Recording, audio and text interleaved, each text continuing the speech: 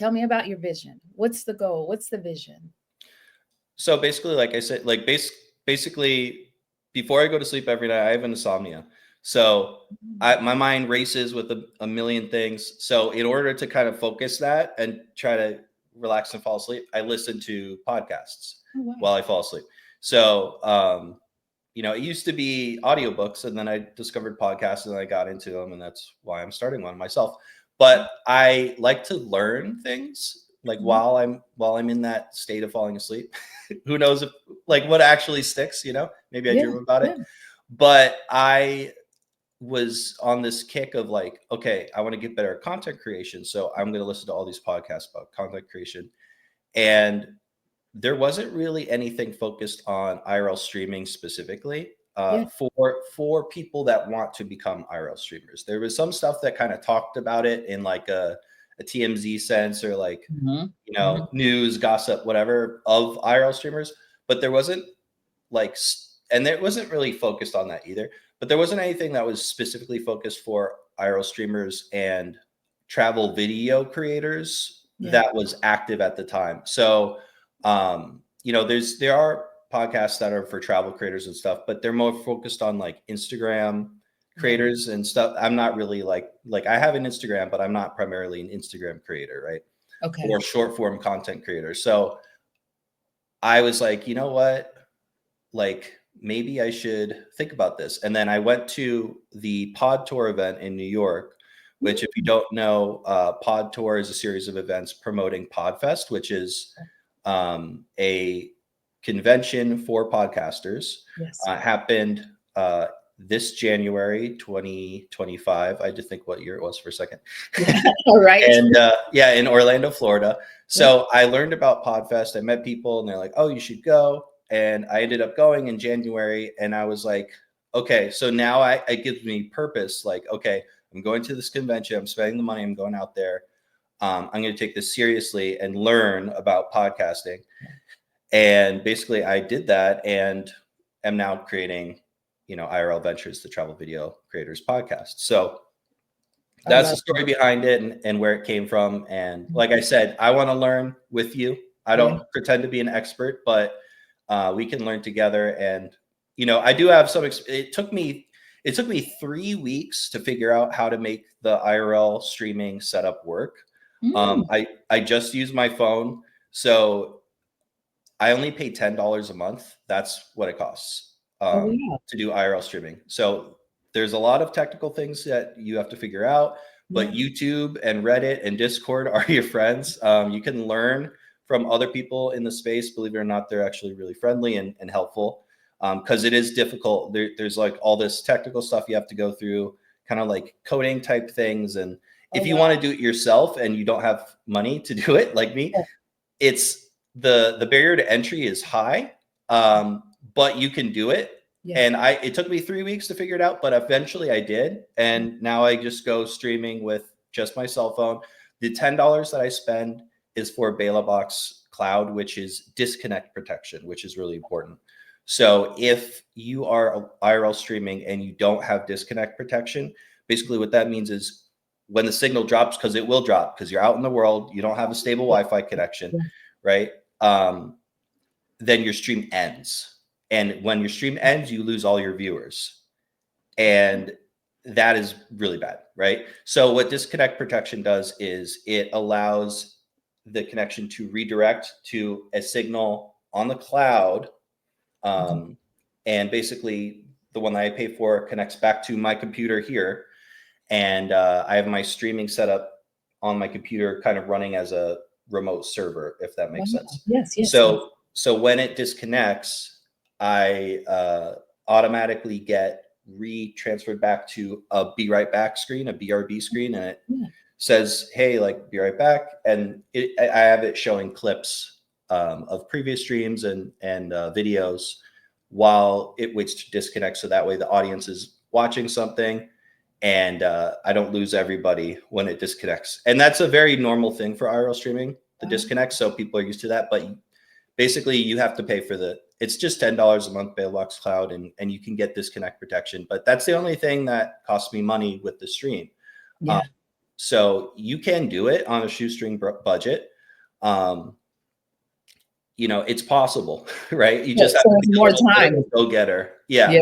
It's more time than anything. That's amazing. And when you said to be right back, I'm like, how does that happen? So you totally, in my opinion, just nerded out. And I'm just sitting Yeah. here with my mouth wide open, like, that's how this works. And so Yeah. that's what I love about having guests that have an expertise in something that I don't know about, because now I'm sitting here in shock and all these people got to watch me with my mouth open because I'm learning. But you were just talking about behind the scenes. What is one unexpected challenge travel video creators faced that most people don't realize? So I think in a weird way, the biggest challenge is just getting comfortable talking to yourself in Mm, public. mhm. um, Yes. it's strange, right? Mhm. And you feel self-conscious, not subconscious. You feel self-conscious, and you know, I don't know, like if you ever get fully used to it. I mean, I'm sure like eventually you do. I'm still not there yet. Yeah.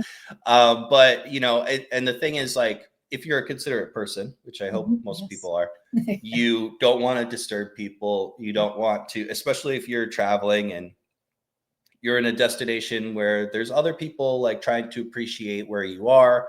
You don't want to ruin that experience for them. Yeah. So it's that kind of thing of like, yeah, I want to make my video the best that I can. I want to, like capture everything, and I want to explain it well, Yes. with a beautiful backdrop, but I don't want to be obnoxious. So Yeah. it's like trying to find that balance, and because it's like you are doing a service for people in a sense. If you're making videos with passion and with love behind it, then Mhm. you are sharing parts of the world that most people will never get to see. You're sharing experiences, and that is a service that you're providing to people, and you're helping people through that way. They're learning things about culture and history and geography.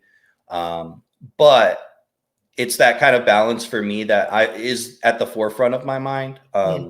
Yeah. So you just have to be aware, don't be obnoxious, Yes. and sometimes you have to wait, and you can take some footage, and then later you could do a voiceover, or if you're not around a bunch of people, you can do your talking head portion where you're explaining stuff. When you're not in everyone's faces necessarily, or maybe it's a place like if you're, I don't know. If you're like right underneath the Empire State Building and you're like, I'm here at the Empire, it's like, that's fine because everyone's just walking by, Anyway. so you have to like judge where it's appropriate. And I think that today that's a very pertinent conversation to have, because particularly IRL streamers have caught a lot of flack recently, Mhm. because there are some bad actors Yeah. that are what they call nuisance streamers, right? Mhm. Mhm. So there's a lot of high profile cases going on right now. There's people that are currently in prison or Mhm. in jail awaiting trial for Mhm. what they have done, being a nuisance while doing IRL streaming. Um, and so that gives everyone that does it a bad rep. And Yeah. that's the problem, is that, like a lot of these countries, like in Japan, it's become a big issue because people think that, oh, I could just do whatever I want in Japan and, prank people and be Yeah. like, sometimes like people are being like outwardly like racist and just Yeah. trying to get a rise out of people, making messes, breaking things, trespassing. And it reflects on not only IRL streamers, Yeah. which I would like to believe, and I think it's true, that most are not like that. Most are respectful people trying to share things in the world. But that small minority of that loud minority of the nuisance streamers is reflecting poorly on the rest of us. And not only that, just foreigners in general that go and visit these places. Um, you know, that kind of like makes it harder for everyone as a whole, Yeah. who is a tourist or who's there for business or whatever, but they're just traveling there and they're a foreigner.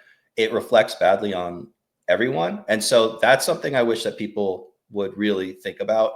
Mhm. And also on the other side of the coin, people should understand, like, hey, if you have a camera and you're not always going to be doing something bad. But I think that's like a very like pertinent conversation right now, is like that balance Yeah. of being respectful and also sharing with your audience. And you made me think about going over into different countries as a tourist or whatever. And if you don't actually read into it, right? What is their culture like? Mhm. How do you make yourself respect their culture? If you just go over there with the intent of being doing the IRL travel video without actually researching, I can see where that across the line a lot, because what we do here you can't do everywhere else, and the Mhm. respect level is completely different. So I love that you said that for those that have intentions of going to another country or going somewhere Yep. else that they don't know about, research it first. You know what I mean? Because Yeah. you don't want to be obnoxious.